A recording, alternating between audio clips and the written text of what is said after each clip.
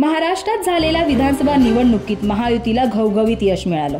राज्याचे मुख्यमंत्री देवेंद्र फडणवीस, उपमुख्यमंत्री एकनाथ शिंदे आणि अजित पवार यांच्या शपथविधीनंतर राज्यात चर्चा सुरू झाली, ती म्हणजे मंत्रिमंडळ विस्ताराची। अखेर 15 डिसेंबर रोजी नागपूरमध्ये विधिमंडळात मंत्रिमंडळाचा विस्तार पार पडला, ज्यात एकूण 39 आमदारांनी शपथ घेतली। मंत्रिपदाची शपथ घेतलेल्या 39 आमदारांमध्ये ओवळा माजिवाडा आमदार प्रताप सरनाईक यांचाही समावेश होता। प्रताप सरनाईक हे शिवसेनेचे जुने आणि उपमुख्यमंत्री एकनाथ शिंदे यांच्या विश्वासू नेत्यांपैकी एक मानले जातात।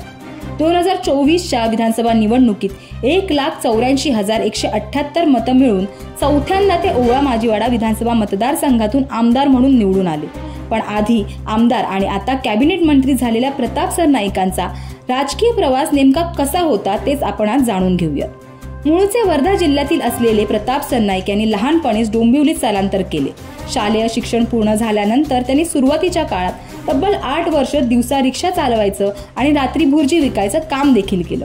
कालांतराने सरनाईक राष्ट्रवादी काँग्रेसचे सदस्य झाले आणि 1997 साली त्यांनी सक्रिय राजकारणामध्ये उडी घेतली।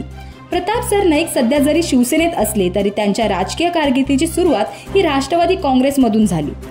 पूर्वीच्या राष्ट्रवादी काँग्रेस पक्षाचे आणि आत्ताच्या राष्ट्रवादी काँग्रेस शरदचंद्र पवार पक्षाचे नेते जितेंद्र आव्हाड आणि प्रताप सरनाईक हे एकमेकांचे चांगले मित्र म्हणून ओळखले जायचे। सुरुवातीच्या काळात जितेंद्र आव्हाडांचा मित्र अशीच प्रताप सरनाईक यांची ओळख होती असं देखील म्हटलं जायचं। 1997 साली ते पहिल्यांदा ठाणे महानगरपालिकेमध्ये नगरसेवक म्हणून निवडून आले। पण 2008 साली तेव्हाचे उपमुख्यमंत्री असलेल्या अजित पवारांना जेव्हा प्रताप सरनाईकांनी लालबागचा राजाच्या लिलावातून विकत घेतलेले 20 लाख रुपयाचे सोन्याचे मोबाईल कव्हर गिफ्ट केले, तेव्हा प्रताप सरनाईक हे नाव महाराष्ट्रात चर्चेचा विषय ठरला। त्यानंतर पुढे राष्ट्रवादीला रामराम ठोकत 2008 मध्ये सरनाईकांनी शिवसेनेचा झेंडा हाती घेतला। त्यानंतर लगेचच पुढच्या वर्षी 2009 साली झालेल्या विधानसभा निवडणुकीत प्रताप सरनाईकांना पक्षाकडून तिकीट मिळालं आणि ते ठाण्यातून शिवसेनेच्या तिकिटीवर आमदार झाले। 2009 नंतर 2014 आणि 2019 साली देखील ते ओवळा माजिवाडाचे आमदार म्हणून निवडून आले। 2022 साली उपमुख्यमंत्री एकनाथ शिंदे यांनी 40 आमदारांसह शिवसेनेत बंड पुकारला। शिंदेना साथ देणाऱ्या या 40 आमदारांमध्ये प्रताप सरनाईक यांचाही समावेश होता। पण 2013 साली ईडीने 56,000 कोटी रुपयांच्या घोटाळ्यासंबंधी प्रताप सरनाईकांवर केलेल्या कारवाईमुळे प्रताप सरनाईक शिवसेना शिंदे गटात सामील झाले असल्याचे म्हटले जाते।